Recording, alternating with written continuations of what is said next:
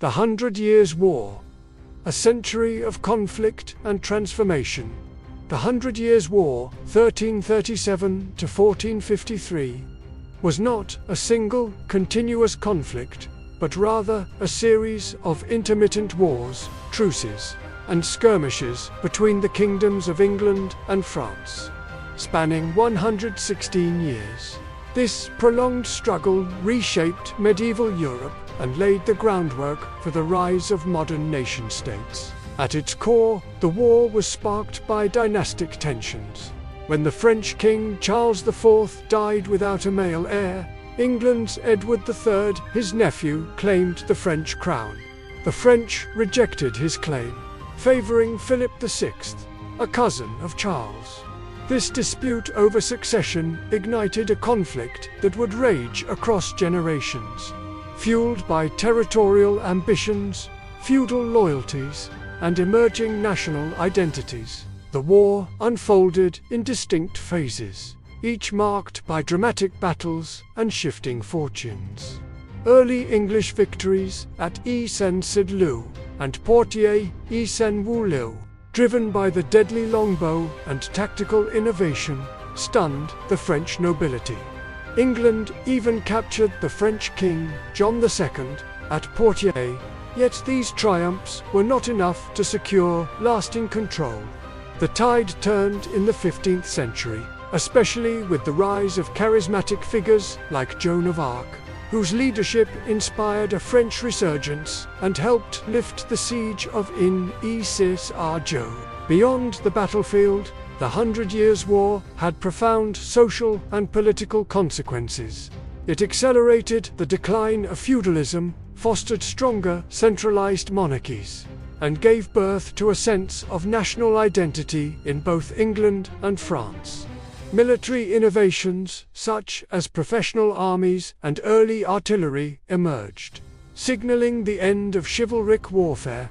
By the war's end in 1453, England had lost nearly all its continental holdings, retaining only Calais.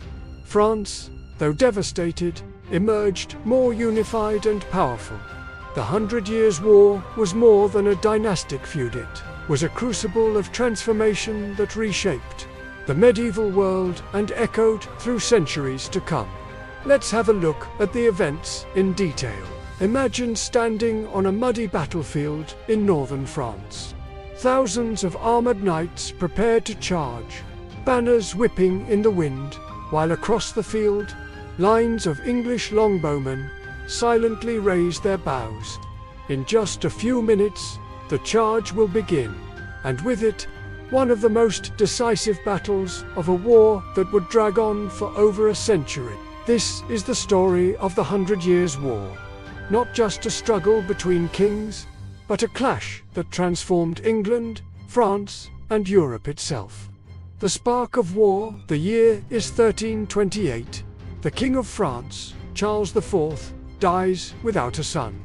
In France, tradition says the crown cannot pass through a woman. So Charles's cousin, Philip of Valois, becomes Philip VI of France. But across the English Channel, a young king named Edward III of England has other ideas. His mother was Charles IV's sister. By blood, he argues, he should be king of France.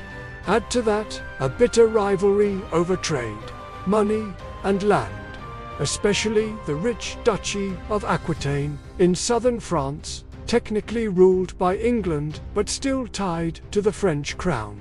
And so, in 1337, Edward declares himself the rightful king of France.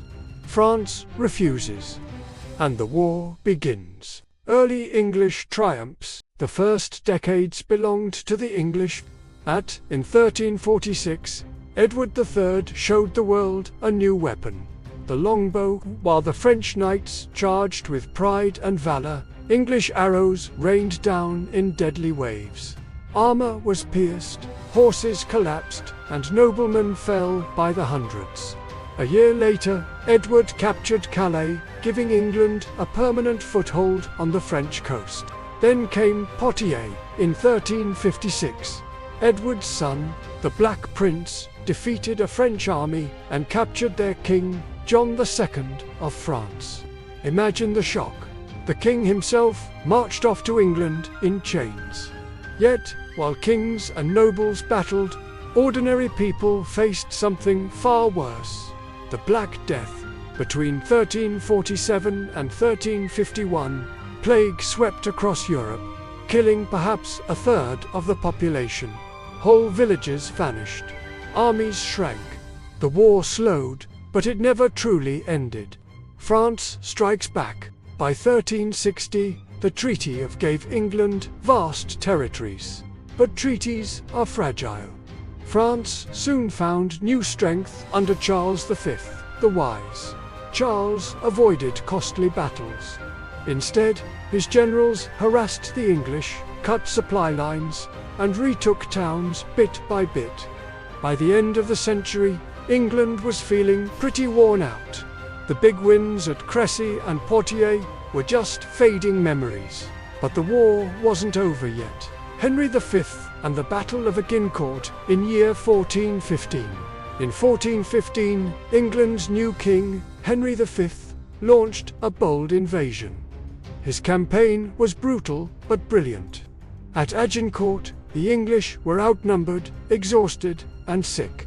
Yet once again, the longbow turned the tide.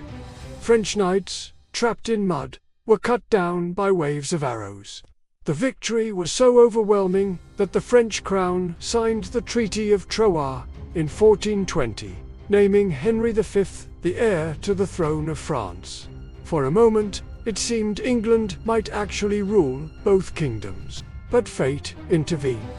Henry V died suddenly in 1422, leaving only an infant son. And France, though battered, was not beaten. The miracle of Joan of Arc. Into this dark moment stepped an unlikely savior. A teenage peasant girl named Joan of Arc. Claiming visions from God, she convinced Charles VII, the French heir ignored by the Treaty of Troyes, to give her command of an army. In 1429, Joan led the French to lift the siege of a stunning victory. With her guidance, Charles was crowned at Reims, reclaiming his legitimacy. But Joan's triumph was short-lived. Captured in 1430, she was handed to the English, tried for heresy, and burned at the stake in Rouen in 1431. She was only 19 years old. Her death, however, did not break France's spirit. Instead, it ignited it. Joan became a martyr, a symbol of divine favor and national unity. The end of the war. After Joan's sacrifice, the tide turned decisively. France embraced new tactics and new technology. Gunpowder, artillery, castles that had stood for centuries crumbled before cannons.